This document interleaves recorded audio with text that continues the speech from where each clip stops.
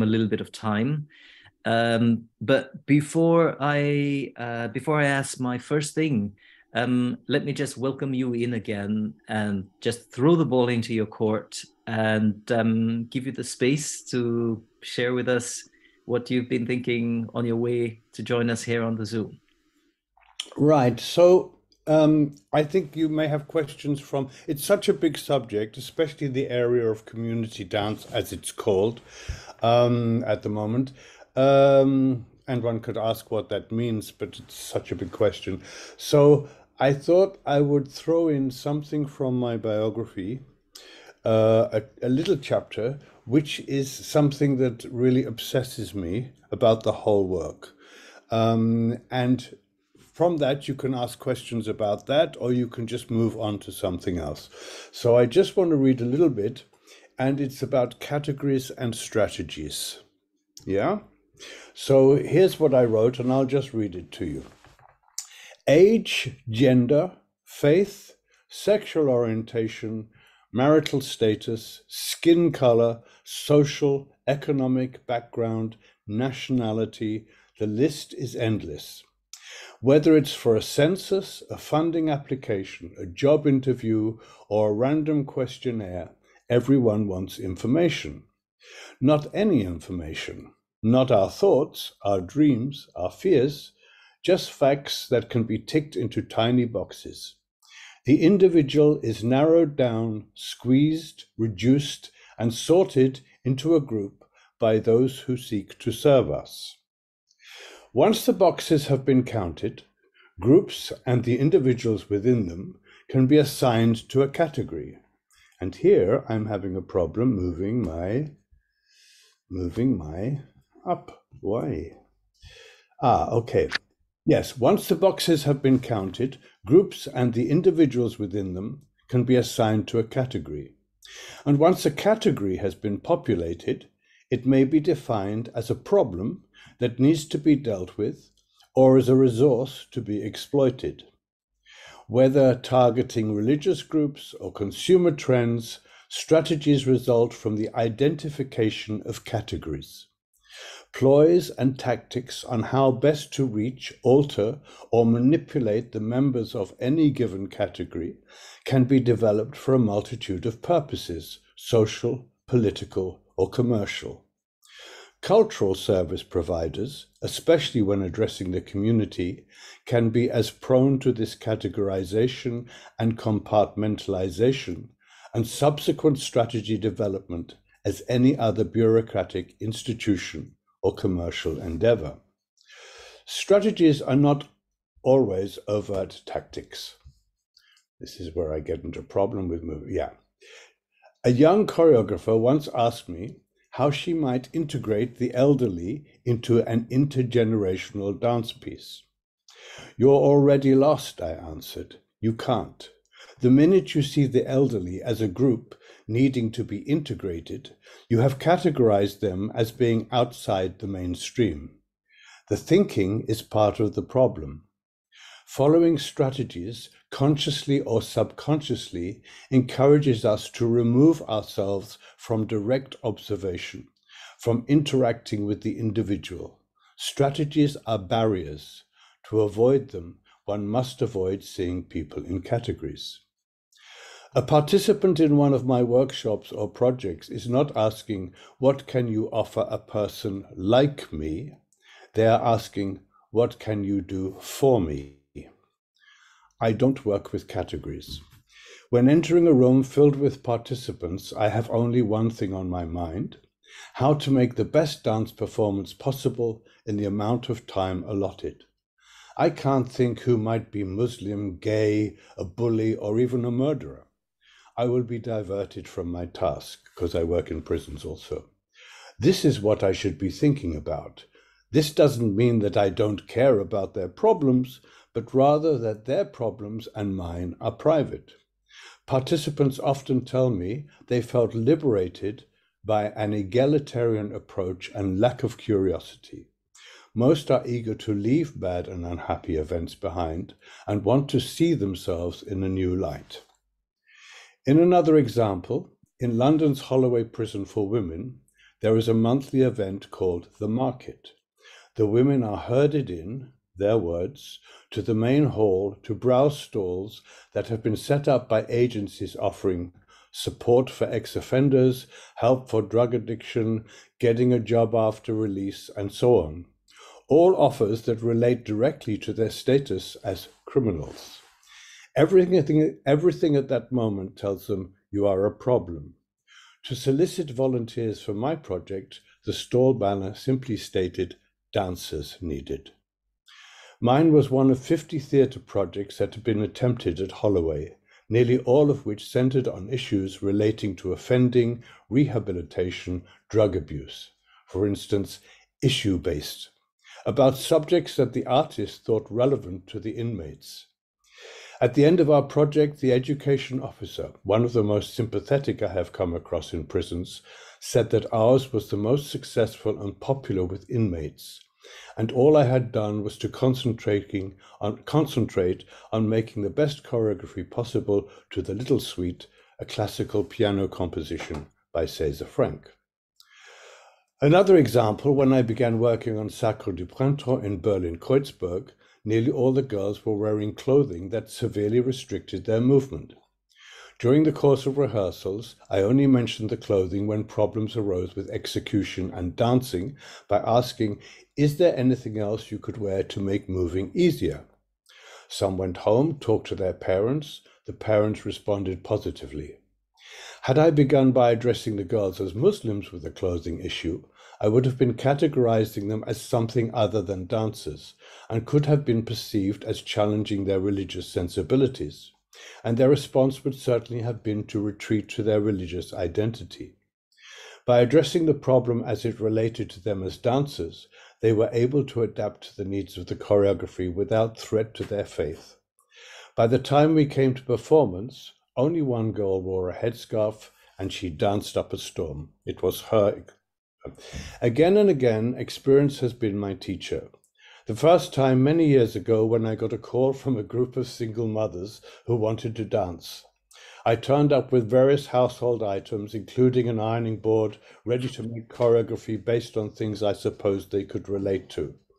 I quickly saw a rebellion brewing. They said, look, we do that bloody stuff every day. We don't need this. We may be all single mothers, but more than that, we're individuals and we want to do something new. Whether in a school, prison gym, or community hall, I'm in a dance studio, a hallowed place where all who enter are dancers and artists. I may acknowledge the children in Ethiopia live or work on the streets, or the women and men in prisons are incarcerated as a result of offences they have or are assumed to have committed. But unless they present themselves as such, how can or should I respond to them? I don't work with street kids, I work with children. I don't work with offenders, I work with people. With immigrant families, for example, it is easy to obsess on the issue of refugees. But what if their personal issues have less to do with their refugee status than with other difficulties? For example, those of a single mother, as an artist in exile. Faced with a young homosexual, Catholic, Jew, or Muslim, how can we suppose to know how this person identifies him or herself? Will we ever comprehend or even suspect the various and conflicting identities of a single individual?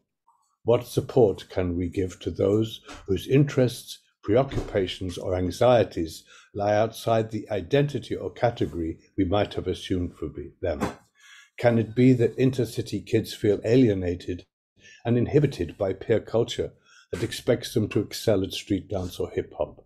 Or that an African immigrant has little interest in traditional dance, but hankers after a career as a ballet dancer? Contradictions abound.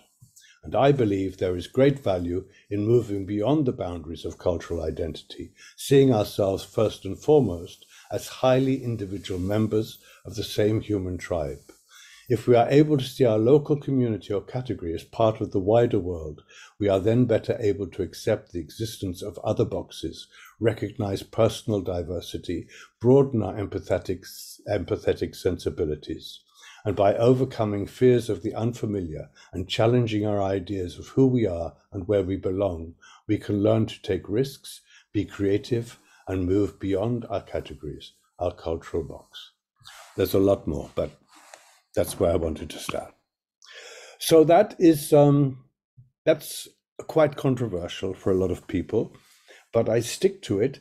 It doesn't mean that I don't like to learn. For instance, working with a group recently, a couple of years ago in Cologne, which was made of people with different abilities, disabilities, quite serious or not, extreme or not, and professionals together. I wondered how it would work because I'm very hard on them. In other words, I don't go to the disability, whatever it is, wheelchair, doesn't matter, or whatever. I challenge, I question, no, that's not good enough. You can do better. Why are you doing this? Why did you put your stick there this time and you put it there the next time? You know, if that's part of your body, why? And I was very strict. And I said, I don't know how this will go. And the leader said that the feedback was, they said it was the best they ever had because I wasn't obsessing on their disability. I wasn't even recognizing it. I just saw them as people and they loved it. They said so often there's this kind of giving to them or going to them saying, oh, you are disabled. Therefore, how do you do this? How do you do that? Someone says to me, how do I get out of my wheelchair? I said, how do I know I'm not in a wheelchair? That's for you to do, you know? And these kinds of things. Someone says I don't realize in the middle of a rehearsal that someone is severely sight impaired. And he stops and he says, Royston, you know, people keep treading on me. What shall I do? And I said, well, if it was me, I'd just say, excuse me, I'm blind. Can you mind not treading on me? And every now and again he said, excuse me, I'm blind. And everybody soon learned. It's like they have the answers. You don't have the answers. They have the answers. And for me, I never audition. I don't know who's coming in. I say, send me the people who want or need to do this project. I go, and I don't know who's going to be there. And it doesn't matter because we're all human beings. It's the eyes. And if we can see beyond those things, that doesn't mean that we can't learn from people who have specialized working a lot with people with different categories, the elderly, the young, or whatever. But we can learn things. But in the end, we walk in the room like them. I don't know them. They don't know me. They don't know my what's the word? Not disabilities, my restrictions. Why should I know them? They don't know about my life. I don't know about theirs. But in the course of it, as human beings, we begin to pick up who we are. That's how I am. Thank you very much. Thank you very, very, very much for that. The thing that I well, there's a lot of stuff that I can take with me out of that. But you're talking about the people, those who need and want, will come forth and work with you. And in the case of this project which is coming up, we had several information evenings, afternoons where Bianca and myself were in the space with everybody who we tried, who the institution tried to motivate to come in, so they could find out what it is was going to be happening in the workshop. Because I think particularly when people from the individuals from the community who are not accustomed of getting involved in an artistic process, they have not a clue what, or let's put it the other way, in their imagination, there is already a picture of what it could be. And one needs some time to find the common language, find a way of communicating to be able to start working. And I think then that there's a difference between the people who need that sort of experience, and deep down inside of them, they want to get involved. And so they're the ones who come forward, as opposed to the ones who get forced in. My first question, Royston, is connecting somehow or trying to look for a comparison or connection or a line between projects that you have done with younger people, like people who would be our age here. Well, the age of the students here, like around the 20 mark. Yeah. As opposed to people who are like our age, around the 50, 60 mark. Is there kind of, I mean, what is the is there a difference that you could say? Um, to explain the question a little bit more, everybody here, and correct me if I'm wrong, students have been working with people roughly your age up until now. So there hasn't been so much of an age difference. And in this case, it will be a 80, huge. 80 years. I'm 80. You mean You're that's 80? Okay, yeah? I'm 58, so I'm Okay, closer to you than to them. So okay. we're good. But the thing is that the participants that we'll be working with, Bianca, correct me if I'm wrong, they're like 50 upwards. Yeah, yeah. So we have an older generation. Is there something that one should be more aware of in this age category from your experience? One of the things is now. Can I think of the English word? Um, oh, I can't think of the English word. But I'll give you an example. Tammy and I, a few years ago, were invited to go to or heard about a project which a young girl was going to teach, a workshop for older people. Condescension, that's the word, condescension. And Tammy and I went, and we had to make up a sequence. And I've been making up sequences for 60, 70 years or whatever, 60 years. But I had this very enthusiastic young girl with me, and she was working with me. We all had a young person working with us. They didn't know who we were and that we had experience. And I started to make up, and she was saying, "Oh, that's very good. You're doing, oh, that's really good. Really nice, really nice." Tammy and I, after, were laughing to ourselves because there was this kind of, "Oh, I encourage you. You're doing so well." It was so condescending. It was so. I didn't want to be recognized as an old people. I'm Royston. I'm just this person who was there. And I've had this kind of thing back to me again and again. For instance, in doing a project, I started a thing in London many years ago at Sadler's Wells called the Senior Citizens Dance Project. Now it's a big, big thing, but I started it off there years ago. Um, and we invited groups from different countries to come together. And there was myself and several other choreographers worked with them for a week to do a piece. And I made a piece, and I think it was from Pachelbel music, just dancing. And at the end, the audience could say things. And one of the people said, "Well, I was really shocked by Royston Maldoom's piece. He didn't call on the experiences of the seniors at all." And before I could answer, well, the oldest one, who was 78, said, "I will answer. If he even started that stuff, I would have left. I'm not just a memory bank for the younger generation. I came here to dance." And the point is, I had called on their experience because the experience is in your body. It isn't necessarily what I remember. Whatever. Oh, of course, if people want to do that, we can do a piece based on their memories. But it's not essential. It's not something we should do because the person stands in front of you with all their experience in their body. Whether it's an old person, a child, a young person, a refugee, whoever, that is the experience that's in the body that you want. The same with trauma. Trauma can never be released, I believe, through there. It's released through the body. It's trapped in the body, and you have to let that out. And so sorry, back to the question. The thing is with me is maybe now because I'm older, I've done so many intergenerational projects. I have projects where Carmina Burana, I mean, the youngest is 4, and the oldest can be 80. And you don't need to integrate them. I brought teenagers with the older people, and they came into the room, and the teenagers look a bit, and the older people a little bit. And within, one session, they've all adopted each other. And I did something which was considered quite controversial in Northern Ireland. I set up a project with young people who either were excluding themselves from school or were excluded from school because of bad behavior, violent behavior, aggression, or whatever.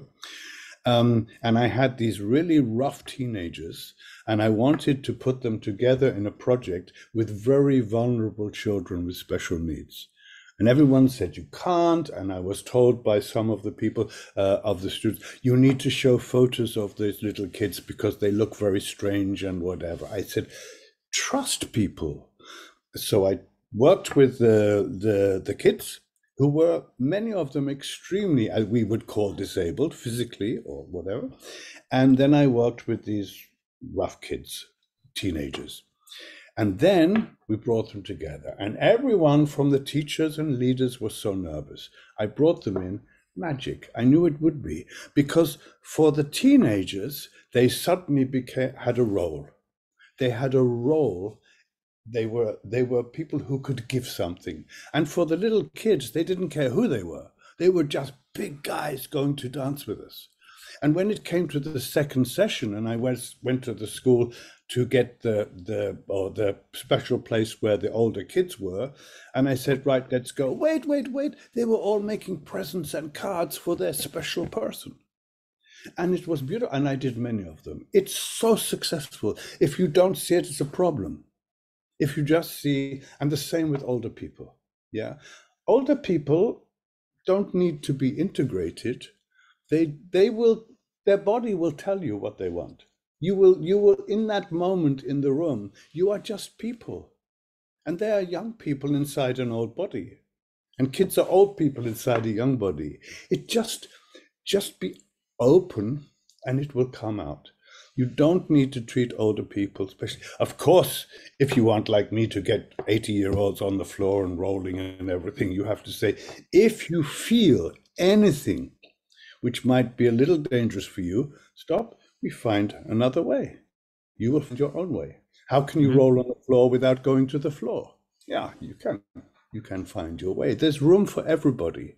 So obviously, the only thing you have to worry about is danger. Yeah, obviously different people, but that applies to everybody. You know, and when I started, I remember, to my horror, as I look back, just coming into Rome and having women going to the floor and sitting and doing. In those days, we did bounces with Martha Graham. It's all gone now, you know, Martha Graham bounces. And, you know, I didn't know if the women were pregnant. I didn't know if they had a broken spine or backache or anything. But that you learn, say, all the time is, if you feel a pain that's a little unnatural, or if you have something, tell me, or don't do the exercise or whatever. Only safety. Otherwise, that I know from experience, that 80-year-old is just you as a 25-year-old much later. Yeah. I'll just throw one more thing, and then I'll open the floor, open the screen. Could you maybe give us an example of something that you thought was like an easy project, as opposed to one that was like a difficult one where you thought, oh, this is never going to work? Do you have two sort of like... Okay, so yeah. The easy projects are normally in the Southern Hemisphere, where the boys, as well as the girls, want to do things. So working with street children in Ethiopia, you know, here, for instance, anything to do with school or education, the kids, when you go into less developed countries, then their kids are desperate for education. Yeah, anything they can do, anything for people to pay attention, to be valued or whatever. So I found, for instance, in Ethiopia, a little bit difficult to get the girls, but we could get them. But I found generally a lot of enthusiasm. Working in Peru with marginalized kids from the suburbs, for instance, they wanted to do it so much. They came wanting. And but in the Northern Hemisphere, or in like what we would call the more developed, whatever that means, nations, it can be quite hard. The kids are exposed to so much; they're suspicious, and in that situation, I always say I like a group that has been told they are going to do this project. The reason is, if it's voluntary, it discriminates against boys. It's so hard for a boy or a man to say, I want to do that in the face of criticism from his peer group. But I get the guys coming in with the women saying, oh, we have to do this. We've been told we have to do this, whatever. And they say, you do something, fuck off, that hurts and whatever. And you have a chance to grab them. And very quickly they come in because they feel safe. But if you make it open to anybody, and for me, sometimes even the more I explain it, the more scared they get. Because it's so sort of outside their experience. And I'm explaining from my point of view, but for them, this is scary. And so I always like a group that's been sent to me. Yeah, because they have, the girls as well. There are girls who don't want to do it, of course, but they have to do it. And I have one session to do something that engages them to want to come back the next time. Even if it's, the guy's so crazy, he's so mad, we have to go see what he's doing. And I have people, one problem is when I work in schools, someone will say, we'll walk out. And the teacher will say, oh, don't worry, I go and talk to him. I say, no, because if you bring him or her back in, they still have all the power. Yeah, you have to leave it. And what happens is they tend to walk around outside and they're left outside. And it's quite hard for a teacher. They're not supposed to do that, but I really have to fight for that. And eventually they will call the teacher. It happens again and again, say, can I come back in? The teacher says, can they come back in? I said, as long as I don't see them, of course. And they come back in. This is risky. It's always risky. You're always playing with the moment, and you only have your intuition and yourself to rely on. There aren't really any rules. Yeah, everybody's different, but you have to be so in the moment. So back to the question, the hardest is when, the easiest for me and also the hardest is when they've been told to do it. Then they don't feel embarrassed in front of the others. And the easiest also is working in places like Ethiopia or with Maoris in New Zealand or with young kids in Peru or Venezuela or whatever, where the kids are desperate for attention, especially street kids. They anything, give me anything. Yeah, just see me, give me attention, I'm there. Maybe the hardest was working with a group of middle-class girls in Winchester in England, the school, because so hard, because they had everything. They had pony riding, they had skating, they had dance, they had this, they had that. The parents, everything. So that was difficult. And in the Tyrol, I worked in the Tyrol with kids who, again, I can't remember where it was, with a big cable car. These kids, again, sort of had everything. They were from the villages where the parents were quite wealthy. And this was just another thing. And you worked for half an hour and they said, we want to have lunch now, or we want to eat now, or we want to drink now. That was hard. Okay, thanks. I'm being very mindful of the time, so I'd like to open up the floor to questions from any of you. Please raise your hand and we'll pass the mic. Alejandra, followed by Anna. Okay, Alejandra, go. Hello, thank you so much for sharing all your life experiences. So inspirational, I have to say. I have a list, so I'll start with number one, and if I have time, I'll reach. I suppose my first question is, well, you kind of have answered, but I will direct the question directly. How and why are the creative processes with our professional dance artists and non-professionals different? If they are not, how and why? At base, they are not. You are walking into a room of people who are probably quite vulnerable, whether they're professional or non-professional. So the approach basically is the same. The approach in terms of relating to them. The one difference is the professional, for instance, you can experiment with something one day, and the next day you can say, I don't like that, I'm going to change it, or I'm going to do. And the professional knows the process. They know that this is what the choreographer might do. They might use the material or not.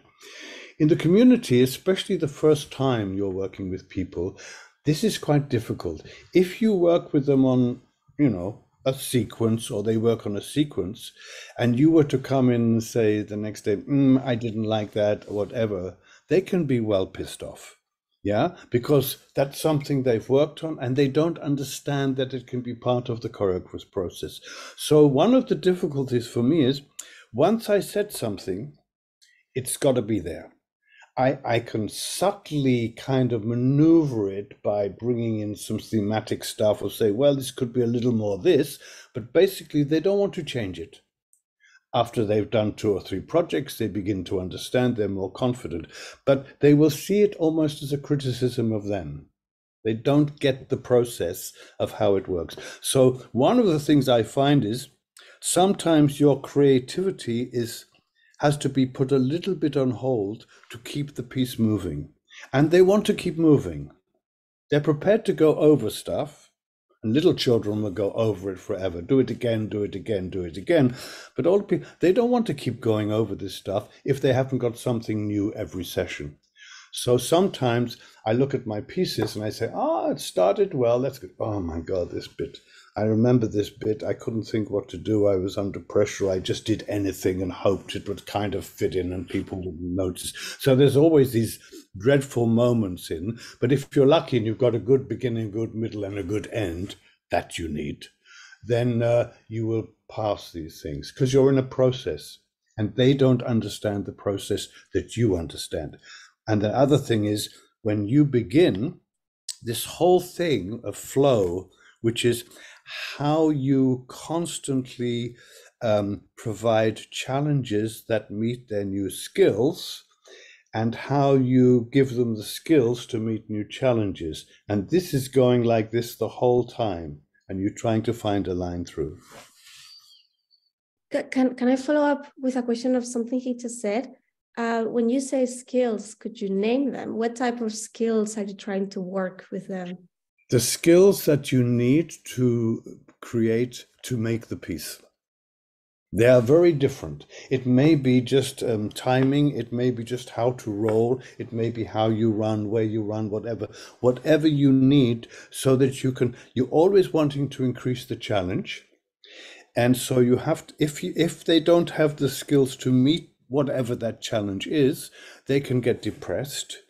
And if they have the skills and you're not providing them with the challenge, then they get fed up, they get bored. And you're always trying to balance without knowing it really. The best is when you don't know you're doing it. You're trying to keep those two things going. And if you fall too far on the skills, too far on the challenge, then, but skills are only what is needed to present this piece to the public, because I always do it to the public, and look great at what you are doing. Be confident. And may be simple. It may be very simple, but you have to stand there. And as I say to the young people also when I work, once you get on stage, this is not about you anymore. This is about the people you are communicating with. They are who matter. So skills. I might bring on to standards. People, I say high standard. It must be high standard. Yeah, but what do you mean by standard? Very easy. High standard is when everybody on the stage is giving to the best of their ability. You get high standard. It's automatic. That's all you need.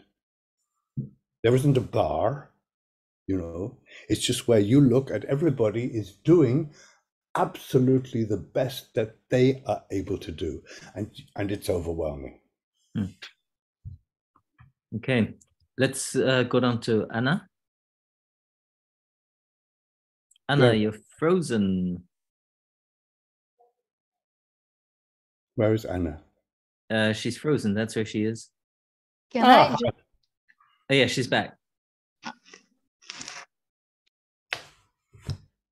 Yes. Um, Anna? while we're waiting for Anna, Zoe, would you come in? Yes, because it was connected to the topic. I wanted to ask if it ever happened that some people dropped out or just before performance because they were afraid, and how you dealt with it or something like that. Yes. Well, for instance, in the Berlin Phil First project where we had 250, 3 dropped out, so it wasn't too bad. When people, it's really difficult. My thing is that you, in the same way you have the right to stay, you should have the right to drop out. You know, when people say, I don't want to do this anymore, and often they say, fuck you, it hurts, I don't want to, in the language, you know, and I say to them, I respect that, you know, you're a free human being. You are free, of course, to go if you're not enjoying this. And by doing that, you take, as we say in English, often you take the wind out of their sails. Because if you allow it, suddenly the kind of power has gone. It's often a power game. They're often playing with you. You know, to drop out is like to assert my power because I'm scared, because this is threatening, because you're opening up things I don't want to go to. And so you have to balance between the persuasion to stay and also saying to them, I understand. And I often say, you know, if I don't want to do something, you can't make me do it either. I completely understand, you know. But you have to mix it. I worked for several years with young men who had mostly, I think, would say drug problems from other problems, of course, always, in Hamburg. And I did a project every year and follow-up projects with a group of about usually 15 or so difficult young men. And I remember second session, one guy, a young Turkish guy, he actually said, fuck you, I'm not doing this, and walked out and slammed the door. And I don't know why, I said to the person assisting me, can you just go on? And I went out and he was sitting there, and I just took a chance, and I just went up and put my arm around him and said, I think it's perfectly okay to be angry. And he burst into tears. And he said, I have this problem all the time, he said. I can't manage my anger. And I said, we all have it. He turned out to be beautiful. He was on every project. He danced with Tamara. She made things for him. Lovely, lovely guy. It's very delicate. And again, you have to try to feel the moment, you know. And I walk out of most of my projects. There's a moment where you feel, you say, I've had enough. I'm bored. I'm going out. I'm going to have a coffee, bringing my assistants, and we will decide if we want to come back. And then usually someone comes and says, would you come back? We've been working. We'd like to show you. And you come back in and they will do an amazing run through. It has to be at the point where they own it. Because up to a certain point, yeah, we do it because you tell us. Then they get to a certain point where you threaten to walk out and they've done all this work and you're abandoning them. Yeah. And every time, I have to say, so far, when I've come back in, I have to sit down. They start beautiful run through. But it's risky. You have to know the exact moment and you have to be pissed off. You can't pretend, you know. But all I can say is this human interaction. It all comes down to this human interaction.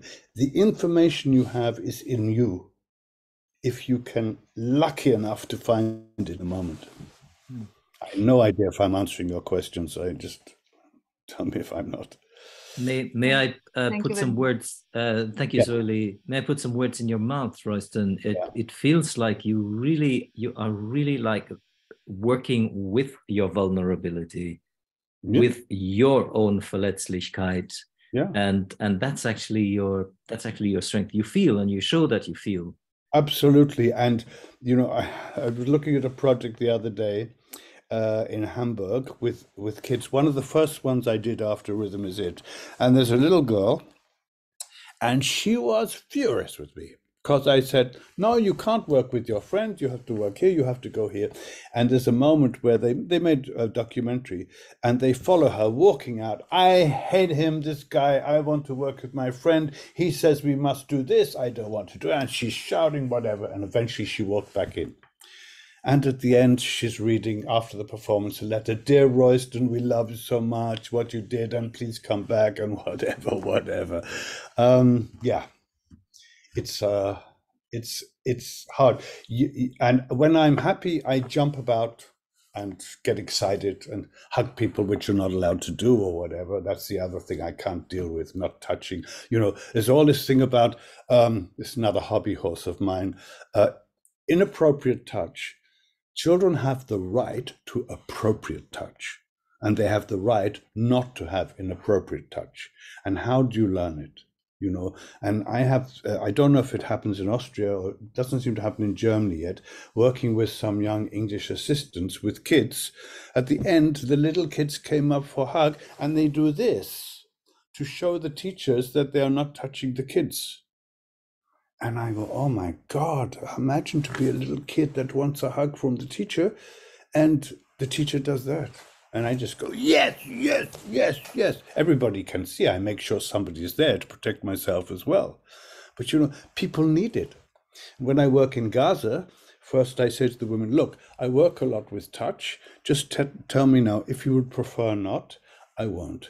But after some of them said, no, it's better you don't touch us. And then about 3 days later, I had a back pain. I went, I lay down on the floor, and they were all massaging me.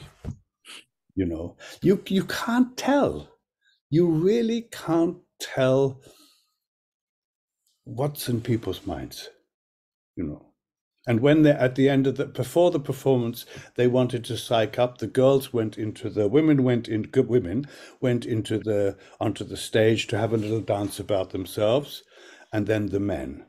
No, the men and then the women. So I was in to dance with the men just to boogie around, and then we had to leave, and the women were there. And I said, I'm going to take a chance. And I opened the door, and they said, Royston, come in. And we all danced together. So many surprises. You can't assume anything. You start from here, but be prepared to be drawn into something completely different. Again, I have no idea what your question was. Forgotten. I think we go down to Anna now. Where's Anna? There she is. Where?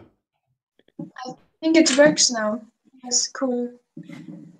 Thank you for your experiences. And I'm wondering how you prepare. How I prepare? Project. I don't. I'm one of those people who gets terrified.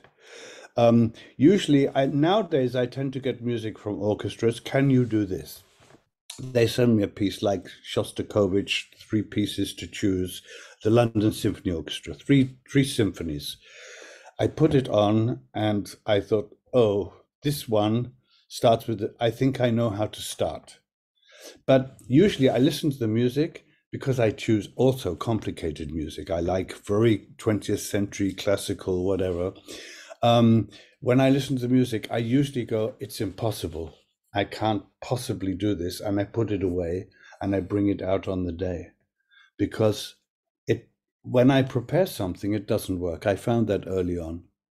I prepare something, but the people that I'm working with, the bodies, the whatever, it's it's the wrong weather. It's too hot, too cold, or too snowy, or whatever. Something is wrong, and I waste so much time trying to do this thing I've prepared, and then have to throw it away because it doesn't work.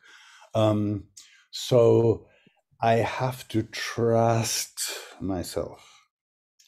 And when I can't think of something to do, I think, it was a piece I did 2 years ago, had something, I could put that in here. So I take from my own toolbox from the past. I can't do it. I think I lost the ability to plan. I can't plan my life. I just lost it. It's all in the moment. And I think it's from over and over and over having to work one project to the next, traveling so intuitively that I lost that part of the brain that plans. That not easy for everybody. Some people need that, and some people are very good at it. Some people can make a structure which they can alter in the moment. I personally can only work with the material. And, you know, I hesitate to give that advice to others because it may not be right for them. And some people plan very well, but usually a plan which they can alter, throw out, you know, whatever. Yes? Sophie. Yes, one of my questions is very much related to what you have just said, about how these projects are coming to you, or when are you, how? For some, when I started early on, if a project didn't come to me, and it was often when I looked for a project, where would I like to go? And often they didn't have any money, but if they could kind of feed me and house me and I could get to go wherever it was in whatever country, I would go. The important thing for me was that I just kept going. And then came a moment, maybe around mid-90s, when I had such a CV of work that I had done in such extraordinary places, like being in Bosnia during the war there, being in conflict, being in Lithuania when there was this sort of real revolution against Soviet occupation at that very moment in the mid-90s, and being in, I can't remember, in Northern Ireland so many times. What was the question?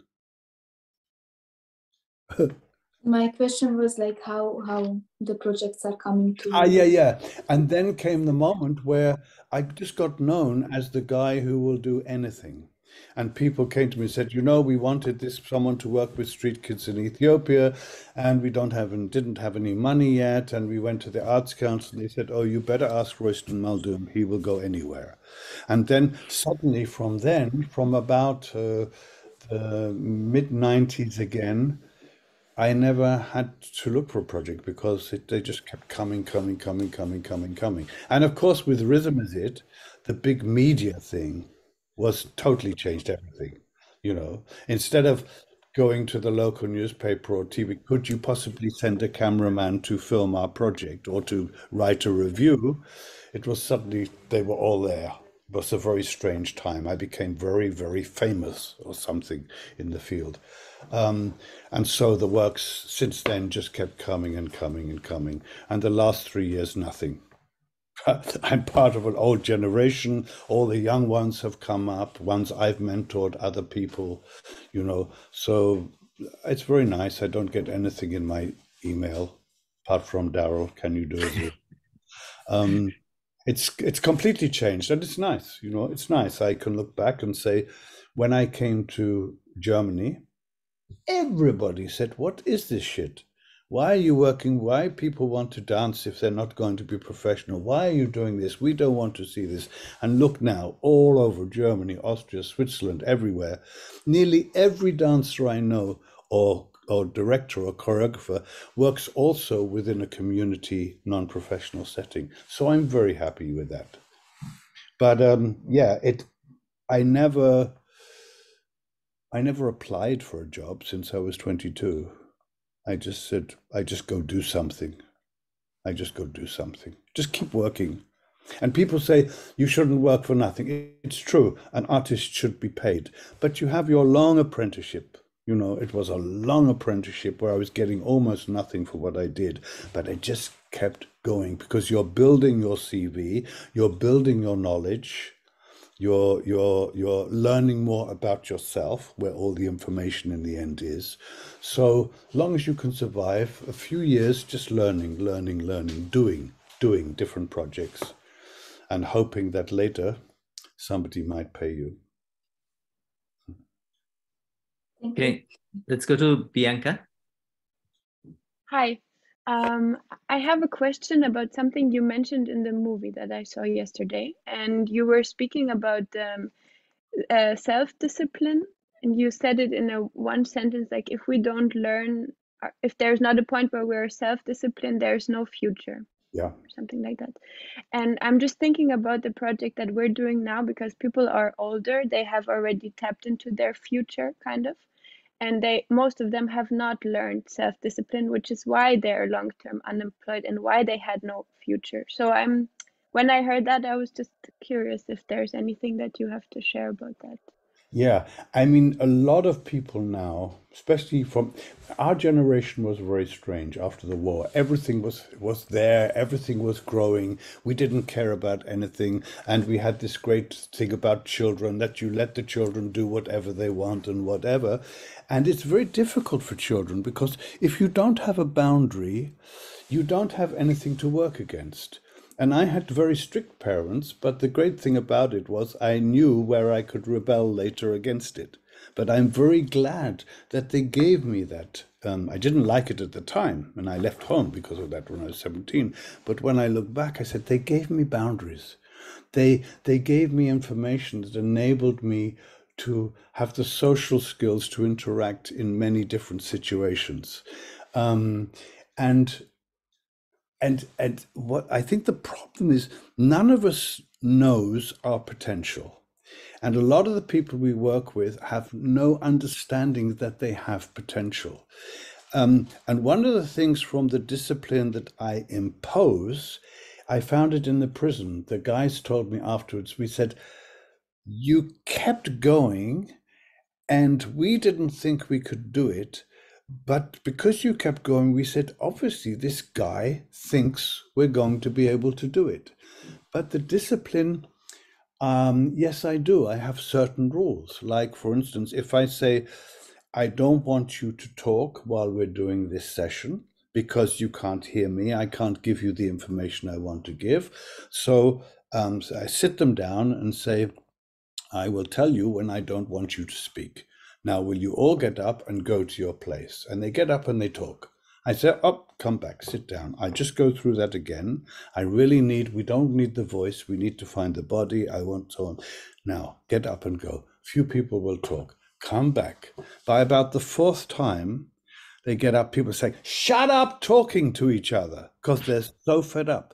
But if you make a rule, you must hold it, or you must explain why you're breaking it. And this is what parents often don't do. When they're in a bad mood, they say, shut up, go, I'm not listening. Another time, it's okay. And the kids don't know where the boundaries are. And one of the great things about our projects is they have to interact with others. And bit by bit, they'll get there. But you need to set some rules. And if you don't hold by your own rules, they won't trust you. They know you're a fraud. And I work with somebody assistant who would walk around going, Liza, Liza, Liza. And Liza became part of the wallpaper.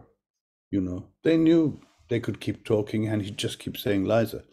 So bring them back, explain again, bring them back, explain again, you know. And sometimes I have someone who just keeps playing around. And then I would just stop everything and I just go to him or her and say, look, I can see you're nervous. So why don't you come and sit down and take your time and be calm. And when you're ready, you know, and you feel a little less certain. And they're quite shocked. They're quite shocked because they're actually playing up, trying to hide the fact that they're scared or whatever. And I sit them out. And then very quickly they want to come back in, you know. So let them know, you know, I say to guys sometimes I work with, don't kid a kidder. In other words, I was a young guy too, you know, I know what you're doing. So you can do it, but I know because I've been there. Yeah. Discipline is a big problem for many people when I work. And at the end, so often the kids say, it's so good he did that, otherwise we would never have got here. We would have played around. They get it. Be consistent. Okay. Elena, are you raising your hand to ask a question? No? Is there another question coming from the floor? Alejandra? I have to choose, my God, between two questions. Okay, I will just make a because the other one you kind of answered it. I will ask a very generic question, but I think it's a nice way to finish. How can dance change people's life? Oh. I know it's a very open question, but I have a whole chapter here. Oh my God. So, yeah. First of all, so much of who you are, the good things and bad things, are trapped in your body. So that's one thing. To let the body speak is very important. It can release trauma. It can release so many things. You can end up crying. You can end up laughing where you would never have done before. Self-value, self-worth. It depends how you work, but solving problems with others is a great way to learn social skills, to share, to see yourself as part of something bigger. So you have, I always say, the emotional, the physical, what I call in broad terms, the spiritual, the social. All these elements are involved in dance, and it's probably only in dance that they really all exist to a great extent. All the other disciplines have it, but you have this extra thing with the body, and the body is a great tool for communication, which we don't know how to use. So self-bewusst, this is a big thing. Also, seeing yourself as you see yourself rather than being a reflection of how other people see you, because we are so much absorbing, especially when we're young, information from others. If our teacher thinks you're a failure, if your parents think you're stupid, if whatever, this is the persona that you can grow up with. So having the chance to, I always say,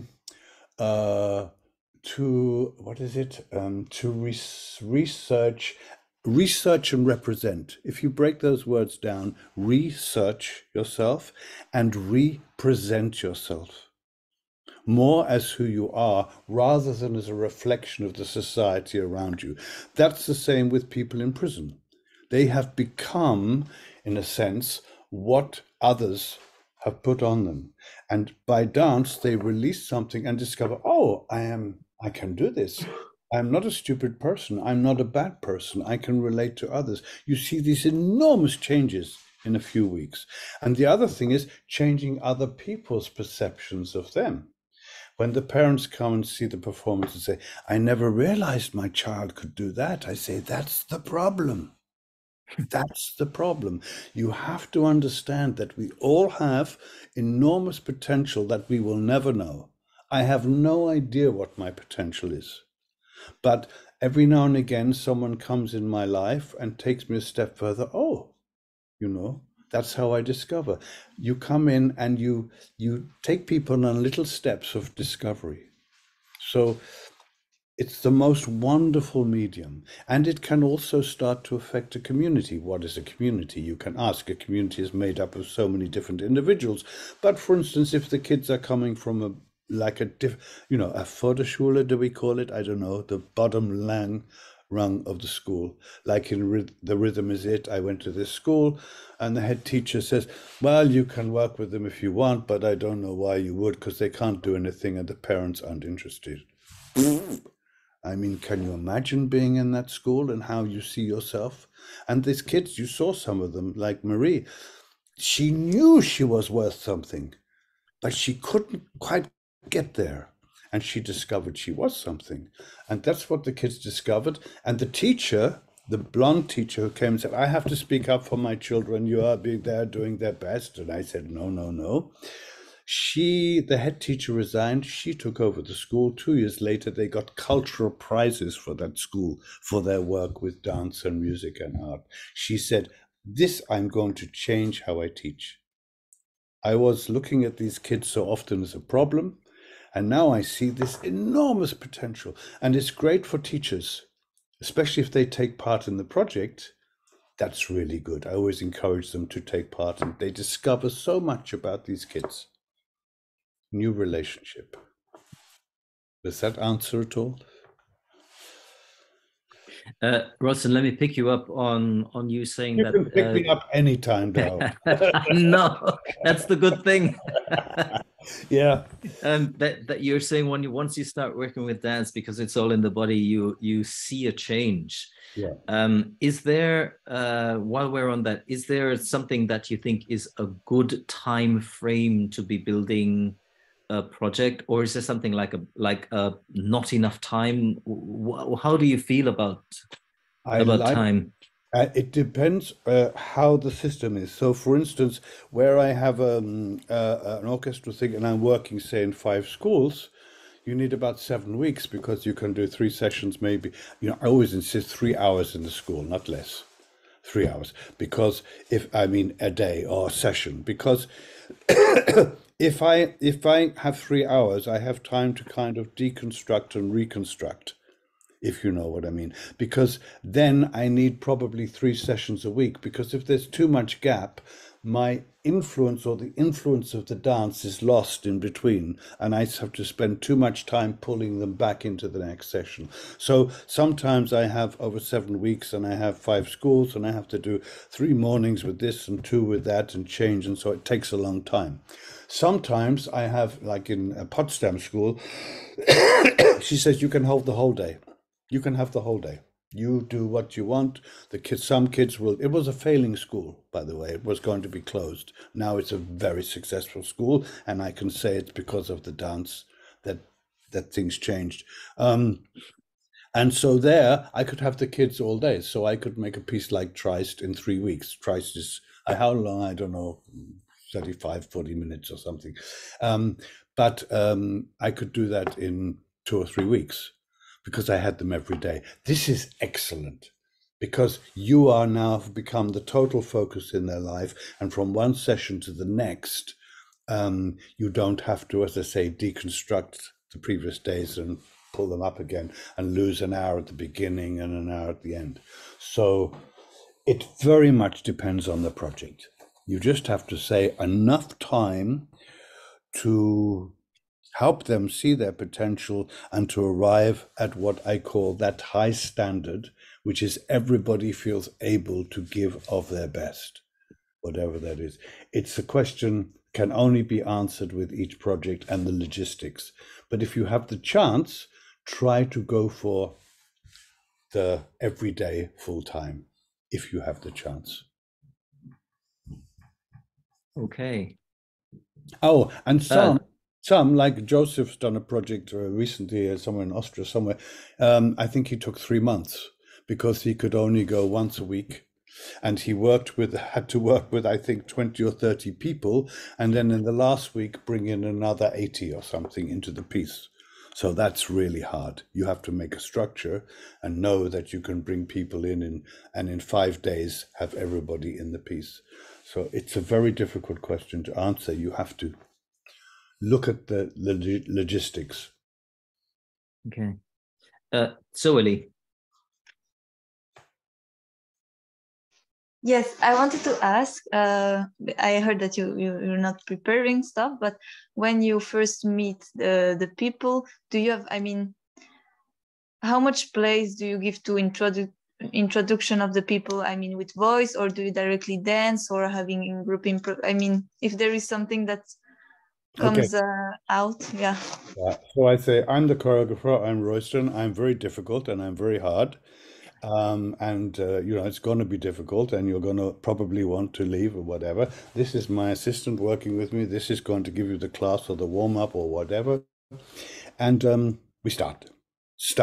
And I know if it's an hour that I have to grab them.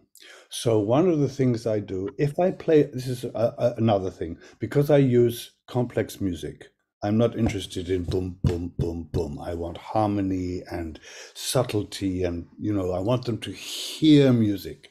So I use 20th century, often complex stuff. So if I were to play the music, and I say to the teachers as well, or the leaders, don't play the music before, because they will say you can't dance to this. And they will be absolutely right in terms of what they think dance is. Yeah. So never play it. So I don't play music. I don't play music in my warm-up.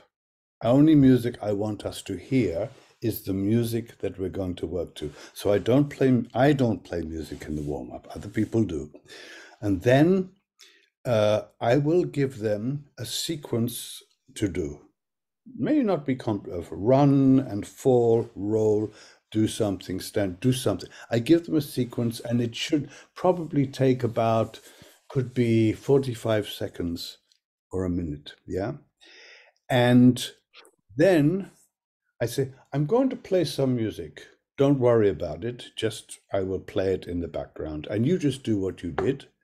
And they do it, and they go, oh, it fits. And already now they are dancing to that music. And it's their music. And sometimes it doesn't really fit because you're not sure, but you know it will. But all music, this is the big tragedy of dance. All music fits all dance.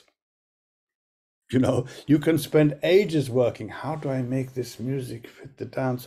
You can make a sequence, put on a piece of Chopin, or you can put a piece of Stravinsky, and the people make it work.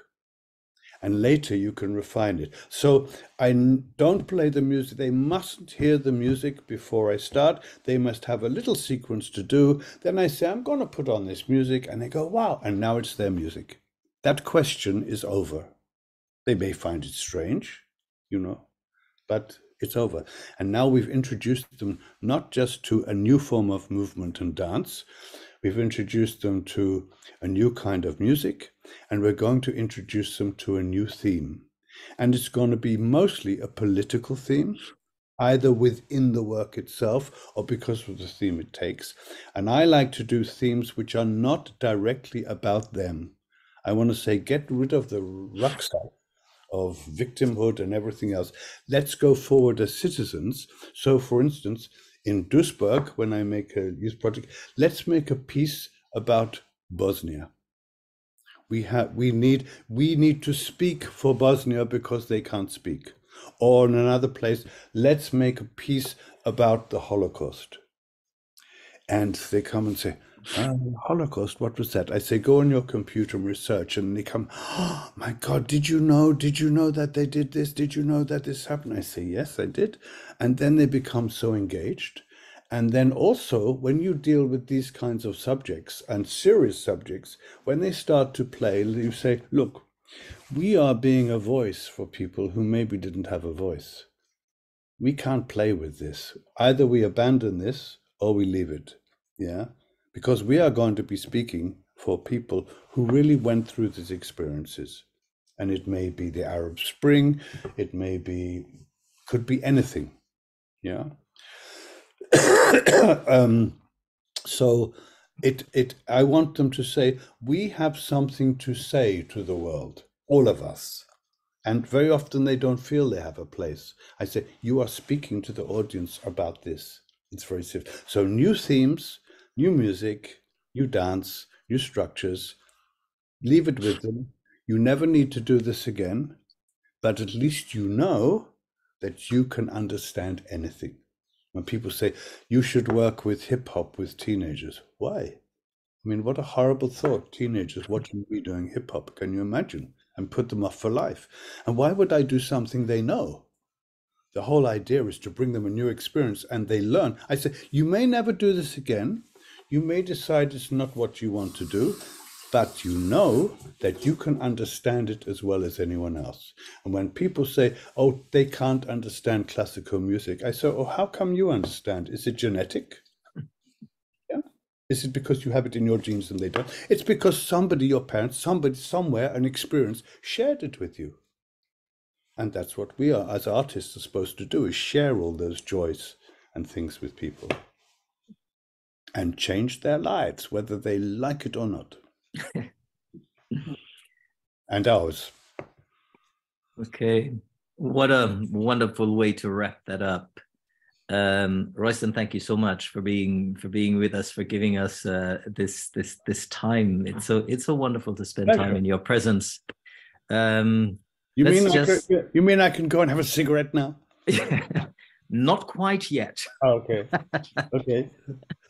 Let me start down at the bottom of my screen. And Sophia, would you like to throw your last couple of words in before Royston leaves us? Make them nice. Where is Sophie? Yes, Sophie. Yes. I forgot who Sophie. Hi, sorry, I'm always confused with the two Sophias. Yes. Yes, thank you so much for sharing all these wonderful stories and thoughts, and I'm having, like, it keeps circulating now. I need to digest also, and yeah, I'm very, very inspired, and great. Thank you. I would give over the word. I don't have any specific to say, but I'm very thankful. And I'm always here through Darrel or whatever if you need a question. I like that. Nice. And did you give them all my channel? Yes, I did. Because did you see? I passed this on. You have the talks, and there will be more, and you get alerts. And if you subscribe, it goes to more people, which is great. You know, the more I have, more YouTube says, "Oh well, we adapt the algorithms, and we'll go out more."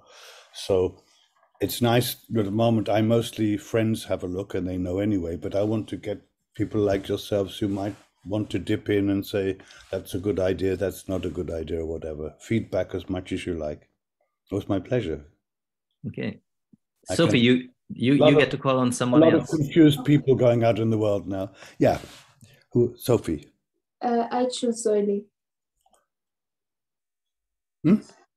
Well, I also wanted to say thank you very much for sharing everything. I feel like I could hear you for, like, I don't know, hours and hours talking. It's so inspiring and very interesting.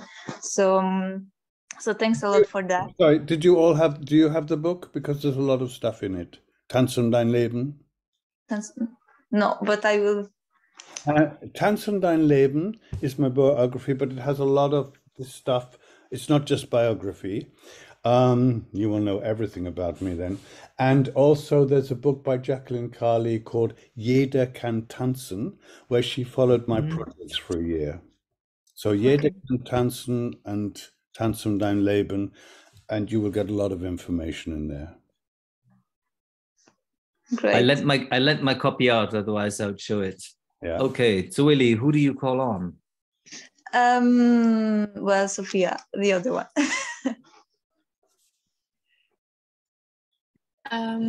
Thank you so much for sharing. It's wonderful to hear which kind of work is happening in the world, and to see person in real who is actually doing this work and connecting with all the people and helping them to have their voice. It's wonderful.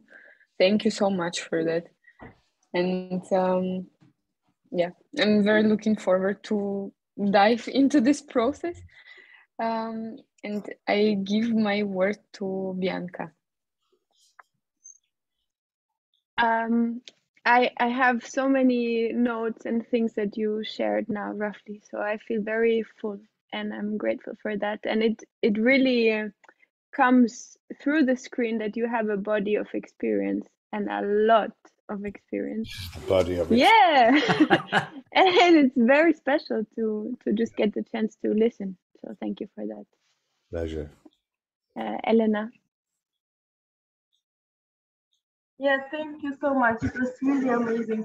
And it helped me realize every time when we have something like this, some Zoom calls, that we are doing so much more than just dancing. We can help people. We can express everything that we want and try to fix problems that are happening. And it's so nice how you talked. And yes, I also could listen to you like for hours and hours and be all the time. Yes, oh yes, that's so. So it's really nice. Thank you so much. yes, again, just thank you for taking the time of your day. It was just, Yeah, I was so busy. I don't know, I mean, but it was just so inspiring to hear someone who has. Sorry. Wait. Where is it? Here? Yeah. No? No? I don't know what Oh, this is. maybe I get a phone call. Maybe. Wait. Maybe I get... Have a technical issue. Okay. Okay, my Okay. friend got a call, and you've all disappeared. Where are you? We're all here. Okay, I can hear you, but something's gone. Okay, carry. Ah, there you are. Okay, sorry. Yes. So it was just really inspiring to hear someone who has done so much with a dance, something that we are all interested in. It's like you don't see the full potential of what dance can do. It's so much more, like everyone has said. So yes, I'm really, really excited, and just thank you again for talking to us. Great. I call Alejandra. I just want to thank you for this time. I have the feeling you have this captivating aura around you that just makes it incredibly easy to listen to you and keep absorbing things. It's like everything you say is pure gold. I don't have any other words to express it. And I got so many fruitful insights in both very specific and very useful tools, but also in general conclusions as well, like the way you approach the answers to the questions and the information you choose to give is so fascinating and just right on the point. So I just want to thank you for your generosity. Pleasure. I just wish some of us will ever reach that to become that experience and knowledgeable at some point in our career. Just live long enough. Just live long enough. Yeah, it's a time we're needed. I mean, you are needed. Many times I felt, what am I doing here? You know, you take a little step forward and the world knocks everything back 20 steps. You know, but what can you do? It's very difficult to affect the greater world of politics. We're discovering how much power is in the wrong hands. All we can do is at this level, you know. And for me, years later, to have people coming back who are doing amazing things, who were lost when they were kids, teenagers, you know, and had no future, no belief, and are now doing amazing things around the world, whether it's dance or whatever. That's so nice. And, you know, you just drop your little pebble in the water and you don't know where the ripples go, and we have to do it. Yeah, pleasure. So beautiful. Okay. Thank you. I think there's Anna left. Anna? No, I do this all the time. I don't know. Anna's down here. Where's she gone? Here? No. Yeah, thank you, Darrel, for this room and bringing us all together to exchange, all those thoughts. And what is now in my brain, what you said is like every person has their own experiences in their body, and I think I will walk around and observe this thought like in my environment. Great. And you know, one thing I just realized, is somebody from Estonia also? Who was? No, someone. But no, Macedonia. Macedonia. That's the only country of all your countries I haven't worked in. Yes. I think, or been to. Wow. Great. It was a pleasure for me. I mean, I'm very happy now to sit in a chair and just talk and not to face hundreds of difficult teenagers. It's not easy. People call me and say, yeah, it's all right for you, but my kids don't want to do it. I say, hi, welcome to the world. Well, that's how it is. Or the other one I get is, yeah, for you it's easy. You have orchestra, you have lights, you have stage. I say, yeah, what about the 30 years before when there was nothing? When you went and pleaded with the local paper to come and do a review. And they used to say, well, write it yourself and send it in, which I did. Yeah. Good. Pleasure. Royston, you had mentioned to me once a gentleman who you met and who surprised you by saying, yes, but 20 years ago, I did a project with you and that changed my life. Yeah, there were so many. I remember in particular, I can't remember who that was, but I remember getting in a taxi with a taxi driver, and he said, "Oh, you have a little boy," and he saw me and said, "Ah, yeah, you have a little boy in your project called so and so." I said, "Yes." He was about 6 years old. He said, "Yeah." He said, "I sent him." I said, "Oh, that's great." He said, "Yeah, because like 20 years ago, I was in your project, and I may be a taxi driver, but it changed my life forever." Wow. And I have another young guy who was sent to me when he was 15. This was in the early 80s. His teacher brought him. He was in trouble for attacking a policeman in his village. She said, "I don't know what to do with him, but he does like drama." And that young guy became the head of Southeast Australian Arts. He became took over from me, the head of Scottish Youth Dance, and then he's toured with two-man shows in America and so on. He's now a grandfather, whatever. It's amazing. And there's a nice, on my channel, I think there's something called, maybe it's anniversary. There's one older people, and there's one where I go back to Fife, where I started with Tamara. And we meet all the 40-year-olds and whatever who were just teenagers when we started our youth group. And that's really quite interesting to hear their stories about what the impact of that was. Okay. Okay. Royston, thank you so much. My pleasure. We will be seeing you next year with us in Linz. You don't know that yet. It's coming. Okay. It's coming. It's coming. Prepare. In person. Okay. Good. Looking forward. Go to work. Yeah. Okay. Give my love to Tamara next time you see her. I will. I'll be talking to her tonight and I will tell her.